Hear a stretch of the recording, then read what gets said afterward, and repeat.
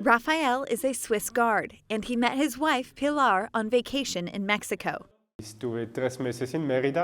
I spent 3 months in Merida. I learned Spanish and fell in love with her, and she can tell you everything else. The two got married in 2017 and now live in an apartment inside the Vatican with their son. It is a life that Pilar never imagined. When he asked me to marry him, I had no idea, to tell you the truth. I was told, let's go to Rome, and said, then what? Then let's go. And I arrived here, and it is a total, absolute change. The change meant moving to a foreign country, studying Italian, and spending a lot of time alone until she managed to make friends with the wives of other guards. Not to mention the difficulty of living with someone who has irregular work hours.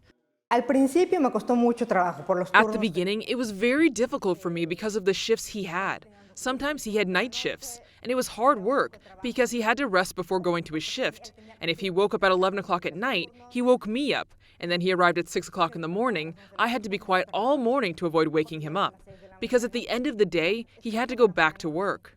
When Raphael and Pilar's son was born, the situation became even more interesting.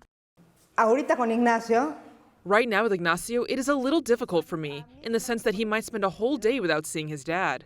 For example, yesterday he saw him for an hour and a half. That's okay, today he saw him more, but for me the day alone with Ignacio lasts forever. Despite the challenges, Pilar is delighted with the environment her son is growing up in. Here, regardless of whether you live in an apartment inside or outside, we are like a big family, so we all support each other. Ignacio is growing up in a very nice, very safe environment. Many guards who have children like Ignacio, before going to school, already have friends here. Every afternoon after school, like the same little truck that takes them there and picks them up, they come down and play soccer here in the courtyard.